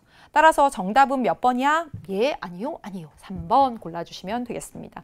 오늘의 마지막 문제고 가장 어려운 문제였습니다. 여러분 진짜 좀 헤맸을 거예요. 그간 6월하고 9월에 나온 거에 비하면 훨씬 어려웠습니다. 어려운 게 맞고요. 그리고 주어진 자료도 총 부양비밖에 안 나와 있어. 보겠습니다. 각국에서 T 플러스 100년의 전체 인구 중 유소년 인구가 차지하는 비율, 전체 인구 중 유소년 인구가 차지하는 비율은 T년의 전체 인구 중 유소년 인구가 차지하는 비율의 절반이고 이랬습니다. 그러면 일단은 우리가 늘 항상 하듯이 이걸 그려보도록 할게요. T년하고 T 플러스 100년이야. 100년이고요. 유소년 인구 0에서 14세 인구, 그 다음에 15세에서 64세 인구, 그리고 65세 이상의 인구 이렇게 되는 거지. 여기 주어진 대로 해보면 T 플러스 100년의 전체 인구 중 유소년 인구가 차지하는 비율이 T년 전체 인구 중 유소년 인구가 차지하는 비율의 절반이다라고 했으니까 그냥 편의상 여기를 10%라고 하면 여기는 몇 퍼센트겠어? 20% 뭐 이렇게 되는 거지. 편의상 일단. 예, 했습니다. 그리고요. 그리고 T년의 전체 인구 중 노인 인구, 여기 있습니다. 노인 인구가 차지하는 비율의 2배이다 라고 했습니다. 2배. 여기 인구가 T 플러스 100년에 0에서 14세. 그러면 여기가 얼마겠어? 5%다. 이렇게 되겠지. 그치? 이 비율은 T년 비율의 절반이고 노인 인구 비율의 2배다 라고 했으니까 편의상 저는 이렇게 써줬습니다. 써줬고요. 단 뭐라고 했냐면 T년과 T 플러스 100년의 부양 인구, 15세에서 64세 인구는 동일하다. 그래서 여기 인구하고 여기 인구는 동일한 거예요. 이걸 주었습니다. 그리고 나서 자 여기 보도록 하겠습니다. 총 부양비가 주어졌어요. 총 부양비가 무엇이냐? 총 부양비 이거 한번 써보도록 하겠습니다. 총 부양비는 부양 인구. 다시 말하면 부양 인구가 뭐지? 이거 이렇게 써줄게. 부양 인구가 뭐냐면 15세에서 64세 인구 대비해서 유소년 인구랑 노년 인구를 합힌 거 곱하기 100 이렇게 됩니다. 이게 총 부양비야. 그런데 여기 T년에 뭐라고 나왔냐면 총 부양비가 100이다 이렇게 나왔습니다. 그럼 이게 의미하는 바가 뭘까? 그렇죠. 15세에서 64세 인구하고 그 다음에 유소년 인구, 여기가 유소년 인구, 그 다음에 노년 인구. 여기 두 개를 합한 게 같으니까 이게 지워지고 100이 될 거 아니야. 맞죠? 그래서 결과적으로 여기서 준 힌트는 무엇이냐면 이 15세에서 64세 인구랑 요거 두 개 합한 게 같다라고 준 겁니다. 여기까지 됐지? 그래서 숫자를 편하게 하기 위해서 전체를 제가 100명이라고 해보도록 하겠습니다. 100명이면 15세에서 64세 인구가 얼마야? 50명이 되는 거지. 그리고 여기 두 개 합해서 50이 되어야 되잖아. 그래서 지워져서 총부양비 100이 나오는 거니까. 오케이? 예. 그러면 여러분 이제 보세요. 자, 전체에서 50만큼 15세에서 64세야. 이제 50을 둘이 나눠 가져야 돼. 50을 둘이 나눠 갔는데 얼마로 나눠 가지면 될까? 그렇죠. 여기 써놨잖아. 전체 20%라면 얘는 전체 5%야. 예. 물론 이건 제가 임의로 넣은 겁니다. 여기가 20이고 여기가 40이고 여기가 10일 수도 있는 거야. 그렇게 해놓으면 더 편했겠다. 그쵸? 예, 20이고 여기 20이고 여기가 20이라면 여기 2배. 40이고요. 그쵸? 20은 여기에 절반. 여기 10. 이렇게 넣어놨다면. 그럼 딱 맞아 떨어지죠. 그쵸? 딱 맞아 떨어지잖아요. 그러면 여기 15세에서 64세를 50명이라고 치면 0에서 14세는 몇 명? 40명입니다. 그쵸? 65세 이상의 인구는 10명입니다. 그럼 맞잖아. 전체의 40%를 차지하고 10%를 차지하고 그리고 여기 총 부양비는 100이 딱 나오게 되는 것이고. 그쵸? 20, 40, 10 이렇게 맞춰놔도 되는 거죠. T 플러스 100년의 유소년 인구는 T년도 비율의 절반이고 그 다음에 T년도 노인 인구의 2배다라고 했으니까 이렇게 잡아놓은 겁니다. 되었죠. 그쵸? 그리고 나서 여기서 중요한 단서 뭐가 있었어요? 그렇지. 15세에서 64세 인구는 변함이 없다. 그러니까 여기도 50이 되는 겁니다. 그러면 여기랑 여기는 어떻게 될까? 여기랑 여기는 어떻게 될까? 자, 보겠습니다. 여기 뭐냐면 총 부양비가 또 나왔어. 총 부양비. 총 부양비가 이번에 얼마 나왔냐면 150이라고 나왔습니다. 자, 15세에서 64세 얼마? 50이라고 했어요. 위에 몰라. X. 곱하기 100을 했습니다. 100을 했더니 얼마가 나온 거야? 이거 계산했더니 150이 나온 겁니다. 150이 나온 거예요. 그럼 여기가 얼마가 돼야 돼?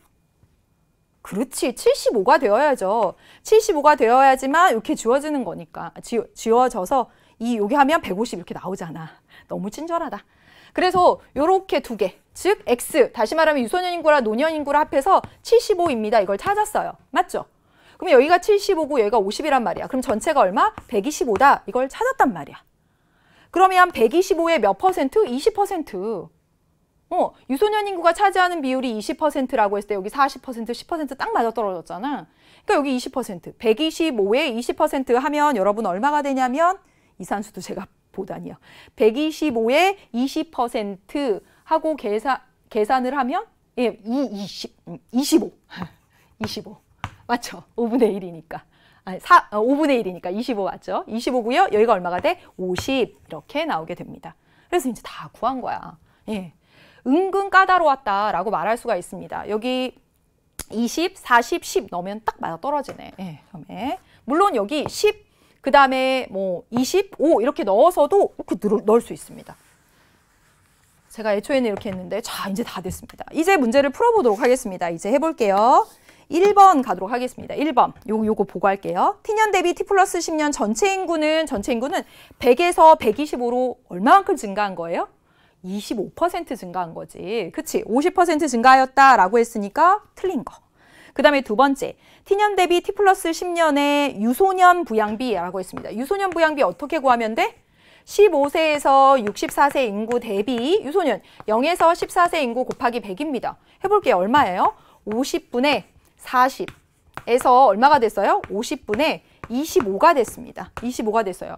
부양비니까 곱하기 100 곱하기 100 이렇게 해야 되겠죠? 예. 그래서 계산하면 얼마가 나오냐면 여기 80%, 그치? 여기 얼마가 나오냐면 50% 이렇게 나오게 됩니다. 그래서 유소년 부양비는 50% 감소했다가 아니라 80%에서 50%로 변화된 것이죠. 풀린 거야. 그쵸? 3번 보도록 하겠습니다. 3번에 노령화 지수라고 되어 있어. 그럼 노령화 지수 계산해 보도록 하겠습니다. 노령화 지수는 어떻게 하는 거야? 노령화 지수 여기 공식 다 나와 있습니다. 0에서 14세 인구 대비 65세 이상의 인구 곱하기 100 이렇게 하시면 됩니다. 그러면 해볼게. 이때 해볼게. 0에서 14세 인구 40 대비 그 다음에 여기 10 곱하기 100 이렇게 하시면 되고요. 그 다음에 여기는요. 0에서 14, 25 분의 50 그쵸? 곱하기 100 이렇게 하시면 됩니다. 그래서 이거 계산해보면 이거 얼마 나오냐면 4분의 1 곱하기 100이고요. 이거 계산하면 얼마 나와요? 2 나옵니다. 그쵸? 물론 곱하기 100, 곱하기 100 해도 되지만 그래서 여러분 보시면 T 플러스 100년의 노령화 지수는 T년의 몇 배가 되는 거야? 4분의 1을 8배 하면 2 되는 거잖아. 그래서 8배이다. 맞는 얘기가 되겠습니다. 그래서 정답은 3번 이렇게 고르시면 되죠. 그 다음에 T 플러스 100년의 노년 부양비는 T년의 노년 부양비, 이것도 이제 4번 노년 부양비야. 이번에는 노년 부양비 해볼게요. 15세에서 64세 인구 분의 65세 이상의 인구 곱하기 100 됩니다. 그러면 얼마 돼? 여기 50분의 65세 이상의 인구 10 이렇게 하시고요. 여기는요. 50분의 50이 됩니다. 곱하기 100 이렇게 됩니다. 그렇죠? 그러면 노년 부양비는 4배이다 라고 했는데요. 자, 여기 곱하기 100 하면 얼마가 되지? 20% 하고 나오고요. 여기 곱하기 100 하면 100%가 됩니다. 5배 된 거지. 20%에서 100%로. 그래서 틀렸습니다. 4배이다 라고 한 게 틀렸죠? 그 다음에 T년의 유소년 인구와 T년의 유소년 인구 볼까? T년의 유소년 인구 여기 있습니다. 그 다음에 T 플러스 100년의 노인 인구가 같아? 안 같은데? 틀렸죠. 그쵸? 따라서 정답은 여러분 3번 이렇게 고르시면 되겠습니다. 어려웠어요. 예, 너무 맨 마지막 문제에 시간이 좀 들었을 수 있습니다. 고생 많이 하셨고요. 뭐 어렵긴 하였으나 우리가 6월, 9월 문제들을 잘 봤다면 여러분이 좋은 결과 있었을 거라고 생각하고요. 너무너무 애쓰셨습니다. 오늘, 내일, 모레 푹 쉬시고요. 내년에 우리는 보지 않기로 해요. 여러분 고생 많으셨습니다. 안녕.